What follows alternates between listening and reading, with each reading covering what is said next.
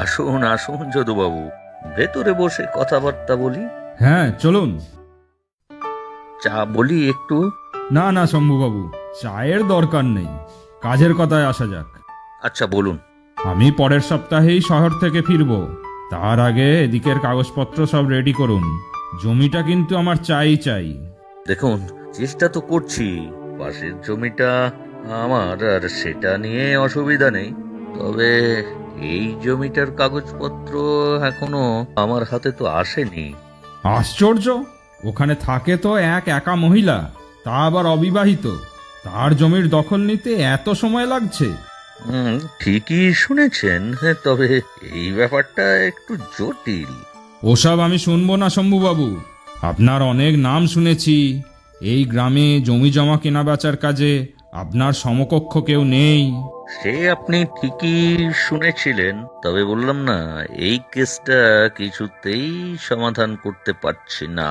সে কথা তো আমি শুনবো না। আপনাকে অগ্রিম বাবদ অনেকগুলো টাকা দিয়েছি আমি। আরে সে তো আমার কেনা জমিটা আপনাকেই তো দিচ্ছি, পাশেরটাও দেখছি, কি করা যায়। সে আপনি দেখুন, সোজা আঙুলে ঘি না উঠলে তো আঙুল বাঁকা করতে হয়, সেটা নিশ্চয়ই জানা আছে আপনার। দেখুন যদুবাবু, এই জমি বাড়ি বিক্রির কাজ কারবার আমার বহুদিনের। সব সময় সোজা পথের যে কাজ হয় না, সে আমিও জানি। আচ্ছা, দেখছি করা যায়। সেই ভালো। আমি কিন্তু আর বেশি সময় দিতে পারবো না। চলি আজকে, কথাটা মনে রাখবেন কিন্তু।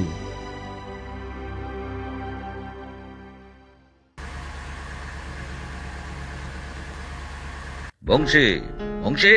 এই যে আসছি কাকু। চা দেবো?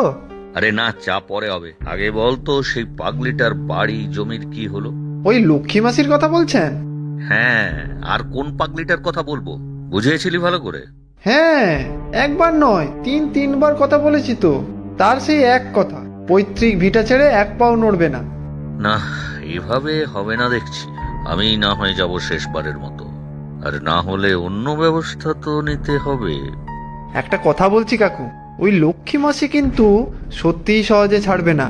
বিয়ে করেনি, পিছুটান কিছু নেই। বাবার যা টাকা পয়সা পেয়েছে তাতে কারো কাছে হাত পাততে হবে না। এখানে ছেড়ে আর যাবেই বা কোথায়?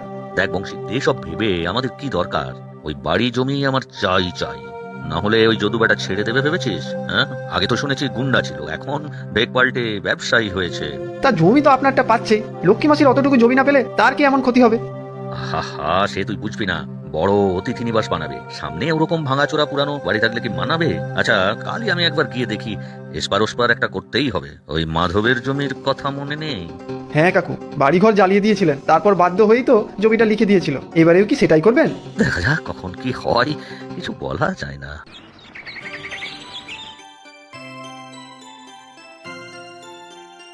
কি গো লক্ষ্মী মাসি, কেমন আছো? ভালো আছি, সে কথা আর কিভাবে বলি বাছা। কেন গো মাসি, কি হয়েছে? বসো তো এখানে। কপাল কপাল, সবই অদৃষ্টের লিখন। ছোটবেলায় দেখেছি যৌথ পরিবার, বাবা জ্যাঠা ভাই বোন, কত লোকজন বাড়িতে। দিন গেল, জ্যাঠারা জায়গা জমি ওই শম্ভুচরণের কাছে বিক্রি করে বিদেশ চলে গেল। পড়ে রইলাম বাবা আর আমি। মা মারা যাওয়ার পর বাবাও ফাঁকি দিয়ে চলে গেলেন। সম্বল বলতে এক চিলতে জমি আর পুরনো সেই ভাঙা বাড়ি। তা তো জানি মাসি, কিন্তু তুমি তো বিয়েটাই করলে না, সারাটা জীবন এভাবে একা একা কাটালে। তাতে আমার দুঃখ নেই। গ্রামের কটা বাচ্চাকে পড়াই ঘরে বসেই, অল্প কিছু রান্না করি, নিজেও খাই, আর ওদেরকে কিছুটা খাওয়ানোর ব্যবস্থা করি। তা এবারে হয়তো ভিটে ছাড়া হতে হবে। সে কি, কেন? সেই কথাই তো হরিহরকে বলতে এসেছি। পঞ্চায়েত থেকেই যেন এর সুবিচার হয়। তা হরিহর কোথায়? ও তো সমাধান চাচার বাড়িতে গিয়েছে। করিম চাচার শরীরটা একটু খারাপ। তাহলে কি করব বলতো মা? তাহলে চলো, আমি তোমাকে নিয়ে করিম চাচার বাড়ি যাই, ওখানেই কথা হয়ে যাবে। আচ্ছা, সেই ভালো, চল তাহলে।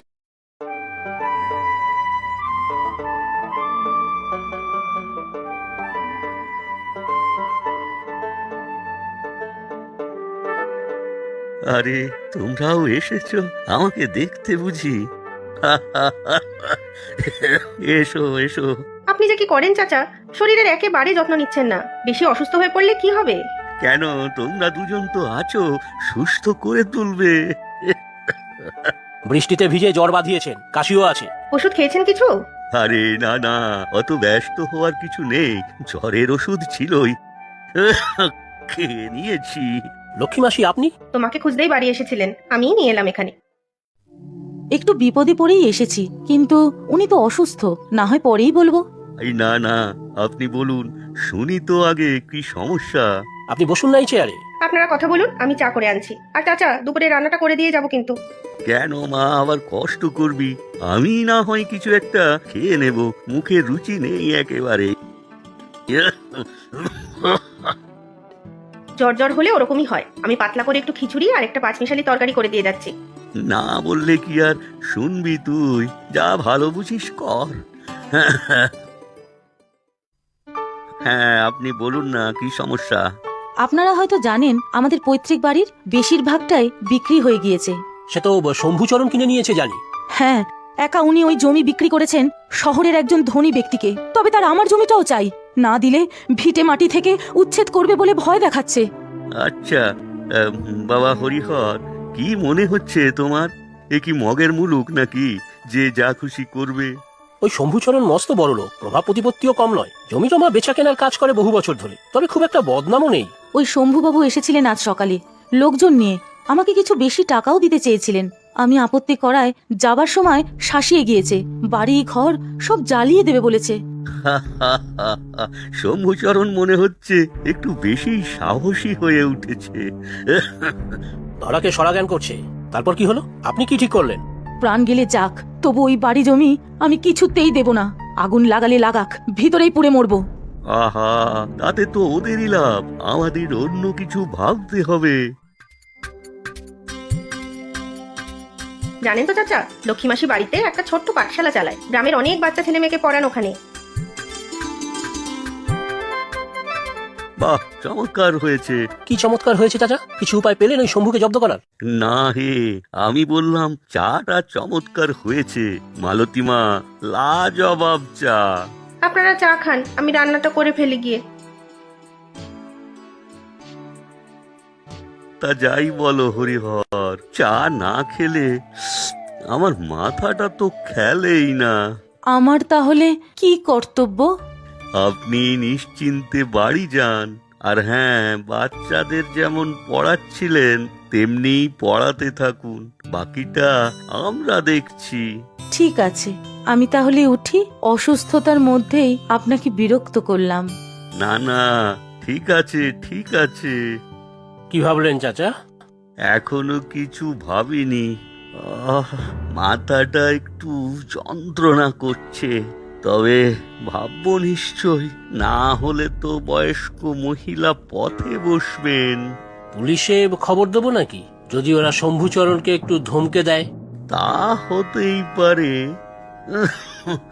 তবে বাবা জীবন, শম্ভু প্রভাবশালী ব্যক্তি, আর রাতের অন্ধকারে কেউ যদি সত্যি বাড়িতে আগুন দিয়ে পালায়, তাহলে প্রমাণ করা যাবে কি করে যে শম্ভুই দায়ী? তা ঠিক। রান্না হয়ে গিয়েছে চাচা, আমি কি খাইতে দিয়ে দেব? খাবেন এখন? না রে মা, একটু পরে খাও, কোনো চিন্তা নেই রে, আমি নিয়ে খেতে পারবো।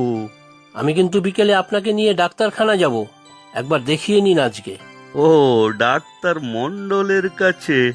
আচ্ছা ঠিক আছে, তবে যাওয়ার সময় একবার খেলার মাঠে যাব। আবার মাঠ কেন চাচা? বেশি হাঁটাহাঁটি করবেন না যেন, আবার বেশি শরীর খারাপ হয়ে গেলে তখন কি হবে?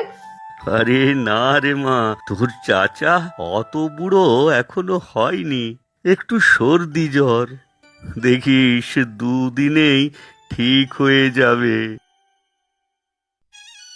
আর কোনো চিন্তা নেই কর্তা, যেরকম ভাবে শাসিয়ে এসেছেন, ওই লক্ষ্মী মাসি ঘরদর ফেলে পালালো বলে। পেলেই ভালো, তবে ও সহজে দম্বার পাত্রী নয়। না হলে তো ব্যবস্থা করাই আছে, কাল দুপুরের দিকে ঘরে আগুন লাগিয়ে দেব, কাকপুক্ষিও টের পাবে না। যে করেই হোক জমিটা আমার চাই। ওদিকে যদুবাবু তাড়া দিচ্ছে। বাবা ডেকেছো? হ্যাঁ রে, তুই সেদিন ফুটবলের কথা বললি। দেখ দেখ, শহর থেকে সবচেয়ে ভালো ফুটবল তোর জন্য কিনে এনেছি। খুব ভালো হয়েছে বাবা, আচ্ছা এখন আসি, মাঠে বন্ধুরা অপেক্ষা করছে। এই ছেলেটাই আমার সব। ওর মুখের হাসিটুকু দেখার জন্য আমি এসব করি। জানি কিছু অন্যায় কাজও করতে হয়, তবে ছেলেটার জন্য যতটা যা করে রেখে যেতে পারি। ছোটবাবুও কিন্তু বাবা বলতে অজ্ঞান, আপনার কোনো কথার অবজ্ঞা করে না। এই ছেলেটার ভবিষ্যৎ সুনিশ্চিত করতেই তো ব্যবসাপত্র এত বাড়িয়েছি। ওর মুখের দিকে তাকালেই সারা দিনের ক্লান্তি মুছে যায়। জন্যই তো এত কিছু।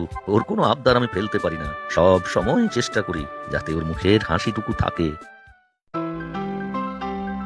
এসেছো বাবা হরিহর? আমি সেই কখন থেকে তৈরি হয়ে অপেক্ষা করে বসে আছি। কি হলো বলুন তো, আজ ডাক্তারের কাছে যাবার জন্য আপনারা তো আগ্রহ যে আগে কখনো দেখিনি। কি যে বলো বাবা জীবন, তারা তো আছেই, একটা অন্য কাজও যে আছে। চলো চলো তাড়াতাড়ি চলো, একবার খেলার মাঠের দিকেও যেতে হবে।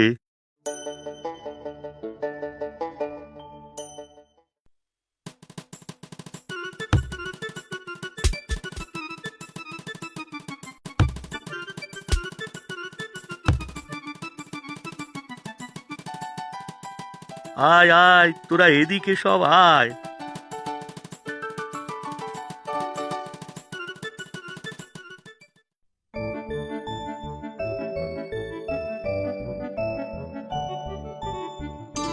চাচা কোথাও বেরোচ্ছেন নাকি? তুমি এসেছো, ভালোই হয়েছে। চলো একবার তোমাদের লক্ষ্মী মাসির বাড়ি থেকে ঘুরে আসি। এই অসুস্থ শরীরে আপনি আবার যাবেন কেন? এই না না, অসুস্থ আবার কোথায়? ডাক্তারের পর এক দাগ ওষুধেই আমি পুরো চাঙ্গা। চলো চলো, যে জমি বাড়ি নিয়ে এত অশান্তি সেটা দেখে আসতে হবে তো।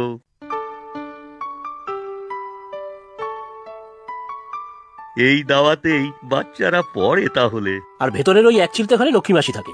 বাচ্চারা সব দুপুরের দিকে পড়তে আসবে হয়তো। আর ওই যে পিছনের বড় জমিটা দেখছেন, ওইটা লক্ষ্মী মাসির জ্যাঠার অংশের। ওই অংশটা শম্ভুচরণ কিনে নিয়েছে, আর এখন চাপ দিচ্ছে এই জমিটার জন্য। বুঝলাম। চলো হরিহর, বাড়ি যাই। এরপর ধীরে ধীরে পাঠশালায় ছাত্রছাত্রীরা আসতে শুরু করবে। কিছু কি উপায় পেলেন চাচা? দেখলেন তো, লক্ষ্মী মাসির এই এক চিলতে মাথা গোজার ঠাই, এটা চলে গেলে মাসি যে বড়ই বিপদে পড়বে। উপায় বার করতে গেলে যে মাথা খাটাতে হবে, আর তার জন্য মালতী মায়ের হাতের এক কাপ চা দরকার। চলো মেয়ের হাতের এক কাপ চা খেয়ে আসি। চলুন চাচা, দুপুরে আমাদের ওখানেই খাবেন কিন্তু। কই হে লক্ষ্মী, গেলে কই? এখনো ভালোই ভালোই বলছি।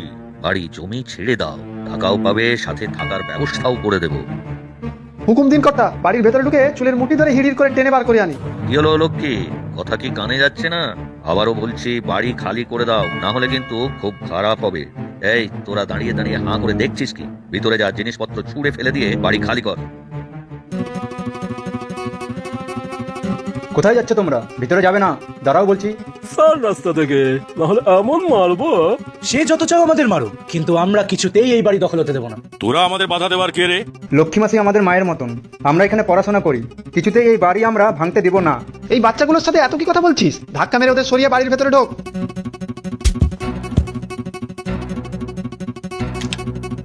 আর এক পাও এগোবে না। শুভ, তুই এখানে? আর কত অন্যায় করবে বাবা? জোর করে, ভয় দেখিয়ে, আর কত অসহায় মানুষের সম্পত্তি দখল করবে? এসব তুই কি বলছিস? আমি যা করি সব তোর জন্য, তোর ভবিষ্যতের জন্য।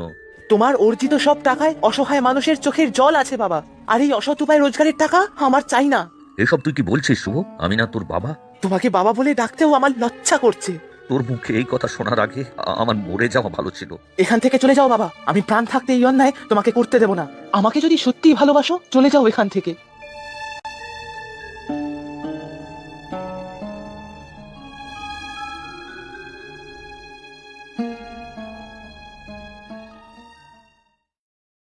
এ কি শুনছি আমি? এখনো জমিটা আপনি খালি করাতে পারেননি?